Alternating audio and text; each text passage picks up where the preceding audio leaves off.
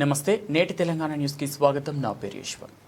తెలంగాణ రాష్ట్ర chicken shop owners association పిలుపు మేరకు GHMC Badangpet zone association president Anjaiah ఆధ్వర్యంలో జోన్ పరిధిలోని అన్ని చికెన్ షాపులు ఏప్రిల్ 1 నుంచి స్వచ్ఛందంగా మూసివేస్తున్నట్లు తెలిపారు. ఈ సందర్భంగా వారు మాట్లాడుతూ కంపెనీల యాజమాన్యాల దౌర్జన్యానికి చికెన్ వ్యాపారులు బలి అవుతున్నారని ఆవేదన వ్యక్తం చేశారు. లాభాలు లేక వ్యాపారం కొనసాగించడం కష్టంగా మారడంతో పాటు షాపుల కిరాయిలు మరియు వర్కర్లకు జీతాలు కూడా చెల్లించలేని పరిస్థితి నెలకొందని తెలిపారు.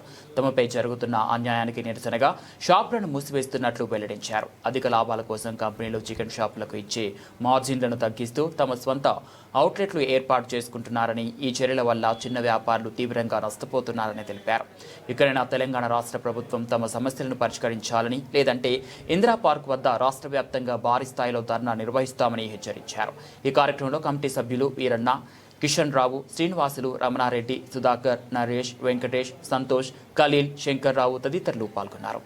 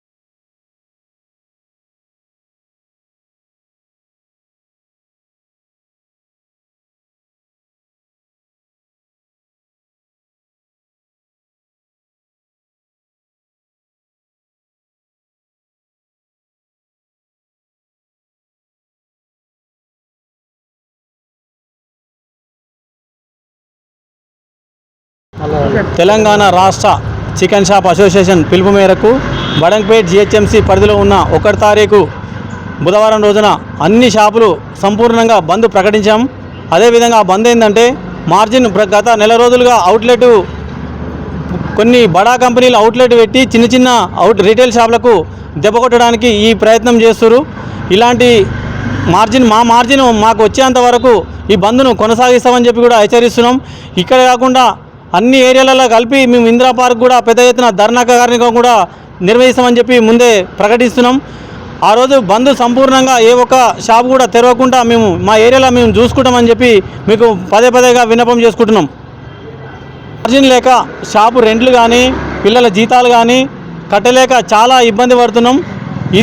ఈ గవర్నమెంట్ చొరవ తీసుకొని మా మార్జిన్ మాకు ఇప్పించాలని చెప్పి మేము యూనియన్ తరపుకించి నమస్కరించి చెప్పదలుచుకున్నాం. అదేవిధంగా చాలా ఇబ్బందులు గురి అవుతున్నాం. అవుట్లెట్ వెట్లే కారణంగా కానీ కొన్ని బడా కంపెనీలు మమ్మల్ని అడగదొక్కడానికి చూస్తున్నారని చెప్పి ఈ యూనియన్ తరపుకించి చెప్పదలుచుకున్నాను. నమస్కారము.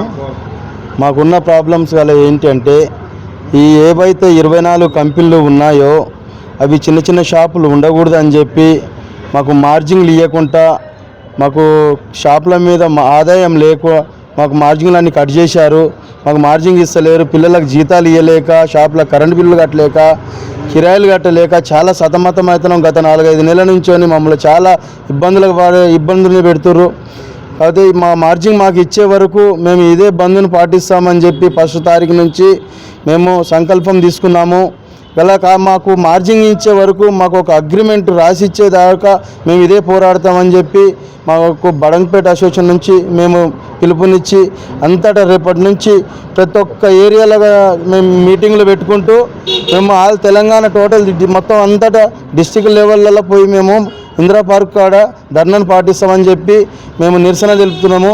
మాకు ఈ మార్జిన్ ఏదైతే ఉందో మాకు ఇచ్చేదాకా ఇదే కొట్లాట కొనసాగుతుందని చెప్పి కోరుకుంటున్నాం.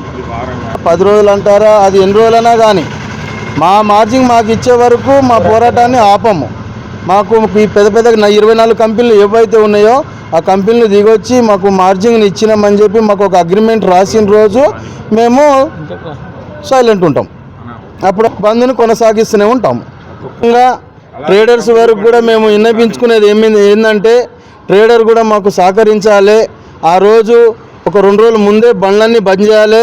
ఒకవేళ కాని పరిస్థితులు ఎవరైనా బండ్లు గిట్లా బయటికి తీశారనుకోండి, అవి బండ్లు ఏం చేస్తామో అది డ్యామేజా ఏందా అనేది కూడా దానికి మేము భరించము.